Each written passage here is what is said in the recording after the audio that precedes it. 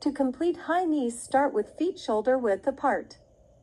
From here, drive one knee up to belly button height with knee flexion while keeping one leg stable and straight on the ground. Alternate between the two while staying in place. For glute kicks, one must start with feet shoulder width apart and drive one foot up to their gluteus maximus.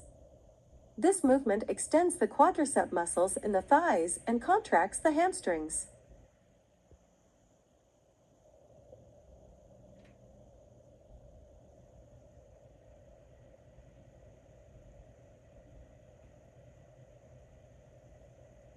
To complete a supinated bicep curl, start with straight arms, shoulder width apart and palms facing up.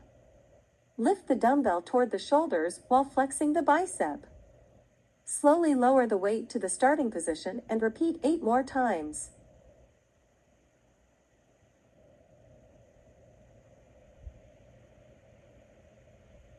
Now for the pronated bicep curl variation, aka reverse grip. Palms will be facing down in an overhand grip. This changes the exercise by putting more emphasis on the forearms. This exercise would be great for athletes such as rowers and kayakers.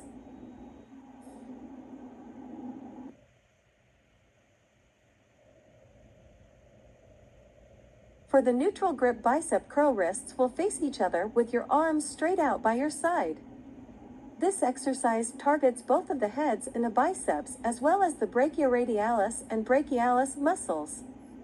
This variation works both the forearm and upper arm. Now moving on to the lower body. To set up a split squat, start with one foot in front and the other should be behind, shoulder width apart. Both legs should be straight with feet planted on the ground. Shoulders back and chest up. From here, flex both knees and lower the hips until knee is hovering slightly above the floor. Then stand back up and repeat 8 more times. The glutes, hamstrings, quadriceps, and calves will be engaged as well as the abdominal muscles if proper upper body form is achieved.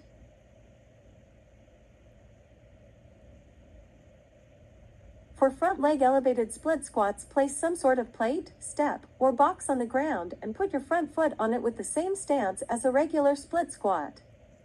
This variation can be used for beginners and/or recovering injured athletes that don't quite have the range of motion and balance to complete a regular split squat.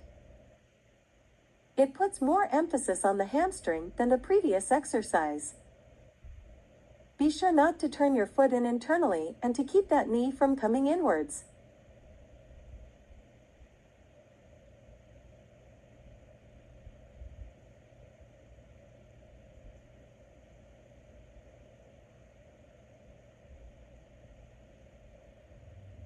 To complete a rear foot elevated split squat, place a plate, box, or step where the back foot will be, and place the foot on top of the object.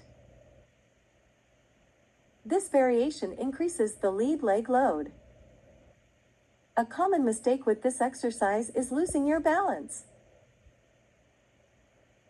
If you find it is hard to stay stabilized, try moving front foot in closer back so that your stance isn't so long.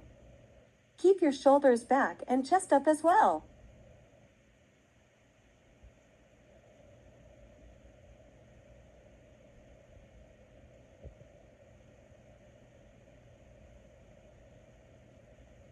To complete this exercise, begin with feet placement. Keep the feet back and plant them into the ground. Place hands on bar in a pronated grip a little wider than shoulder width. I like to do a thumb out from where the smooth part and ridged grip part of the bar in the middle is. When lowering the bar, you want it to come down to your chest and be in line with the nipples. The pectoralis major, anterior deltoid, serratus anterior, triceps, and biceps are all being activated through this exercise.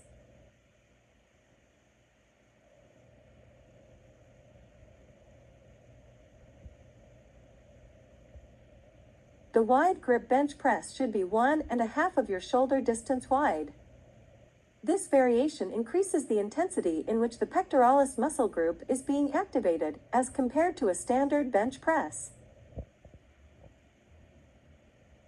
The alteration of hand placement can reduce the possibility of a shoulder joint-related injury due to the biomechanics being changed to reduce the range in motion in which the athlete must go through to complete exercise. Most powerlifters use this grip while competing.